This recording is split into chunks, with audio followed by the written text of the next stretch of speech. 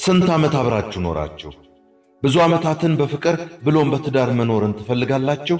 እንግዲያውስ አንዴ እጄ ግባ እንጂ እቀይረዋለሁ ብላችሁ የምታስቡት ሰው ጋር አትሁኑ። የሰው ልጅ በጣም ምርጡ ጸባዩ የሚኖረው ስትጣበሱ፣ ስትጀናጀኑ ወይም ስትተያዩ በነበረበት ጊዜ ነው። ያን የነበረው ጸባይ ውስጥ ያልተመቻችሁ ወይም የሚከብዳችሁ ነገር ካለ በቆይታ ቀይረዋለሁ አትበሉ። እንኳን እናንተ ልትቀይሩት እሱም ለመደበቅ ሞክሮ አቅቶት ገፍቶ የወጣ ማንነቱ ነው። ደደብ ከጠበሳችሁ ከትዳር በኋላ ትልቅ ደደብ ቢሆን ነው።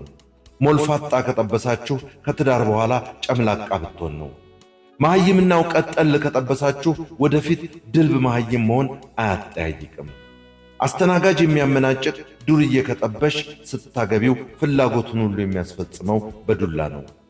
ከሜካፕ ውጭ ሕይወት የሌላት የማይመስላትን ቀበጥ ካገባህ ሶፋ ላይ ተወዝታ ፊልም ከማየት ከጓደኞቿ ጋር እየዞረች ከመዝለል ያለፈ ተስፋ አይኖራትም።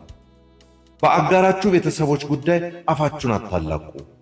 አብሯችሁ ያለው የፍቅር አጋር በቤተሰቡ ሁኔታ ቢናደድ፣ ቢቆጣ፣ ቢጮህ፣ ቢፈርጥ ከቻላችሁ አረጋጉት። ካልሆነ ዝም ብላችሁ ለንዴቱ ተውት። ተደረባችሁ ዘለፋ ውስጥ፣ ተደረባችሁ ፍርጃ ውስጥ፣ ተደረባችሁ ስድብ ውስጥ እንዳትገቡ። ሁሉም ሰው የሚያናድድና የሚያበሳጭ ቤተሰብ አለው፣ እናንተም ብትሆኑ። በሁሉም ነገር መስማማትን አትጠብቁ። ወንድና ሴት የተለያዩ ናቸው። በመራቢያ አካል ቅርጽ ብቻ ሳይሆን በነገሮች አታያይና አረዳድም ጭምር። በነገሮች አለመስማማት ወይም የልዩነት መኖርን ተቀብላችሁ ኑሩ።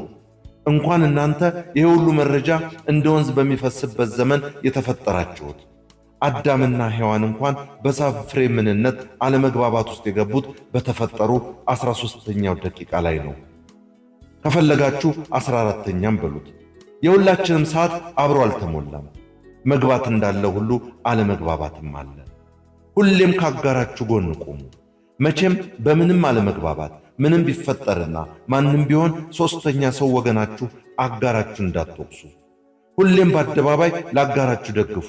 ተሳስተውም ቢሆን መተራረሙ እቤት በር ዘግታችሁ ይደርሳል። አንተ ያቀለልካትን ሴት ጓደኞችህ ይዘረጥጧል።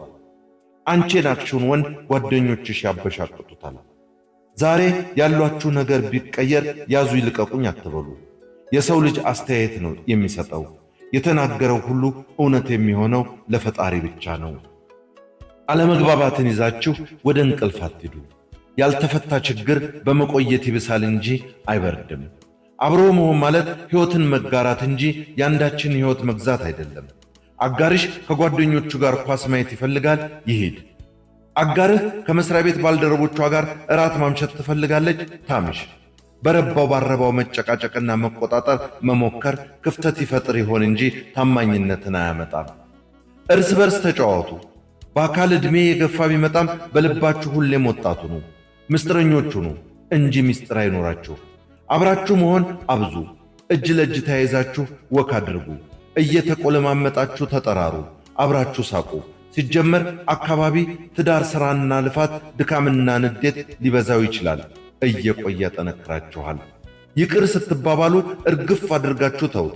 ተዋችሁት ማለት ረሳችሁት ማለት ባይሆንም ነገ ሌላ ለመግባባት ሲመጣ መዛችሁ ታመጡታላችሁ ማለትም አይደለም። ነጥብ እየቆጠረ የሚኖረው በራስ ፍቅር የተለከፈ ብቻ ነው። ፍቅር ብቻውን አይበቃም። እናም ድክመታችሁን የሚቀበላችሁ በጥንካሬያችሁ የሚያግዛችሁና ራሳችሁን በጠላችሁበት ወቅት እንኳን የሚወዳችሁን ሰው ምረጡ። መድከምና መዛል፣ ማርጀትና መሰልቸት የሚመጣበት ጊዜ አለና እንጧየን ብላችሁ ማሞን ፈልጋችሁ ወደ ትዳር አትግቡ። ሰርግ አንድ ቀን፣ ትዳር ግን የዕድሜ ልክ ሥራ መሆኑን እወቁ። ስትጣበሱ፣ ስትጋቡ አንዳችሁ ለአንዳችሁ የገባችሁትን ቃል በየቀኑ አስታውሱት። እሱ ይኑ በየቀኑ ኑሩት። 40 ዓመት በፍቅርና በደስታ የሚኖረው እንዲህ ነው። 40 ዓመት ስንኖር ክፉ ደግ ተነጋግረን አናውቅም ውስጥ ያለው ሕይወት ይህ ነው። 40 ዓመት ተከባብረን ልጆቻችን ለወግ ማዕረግ አበቃን ውስጥ ያለው ይህ ነው። ለ50ኛው የወርቅ ኢዮቤልዩ ያውቃችሁ። ብቻ ነገሩ ውስብስብ ነው። ለአንዱ ጾታ የተጻፈው ለሌላኛውም ይሠራል። አብይ ኢንጂነር እንዳዘጋጀው፣ በለጠ ሸቴ ዘሀገረ ኢትዮጵያ እንዳቀረበው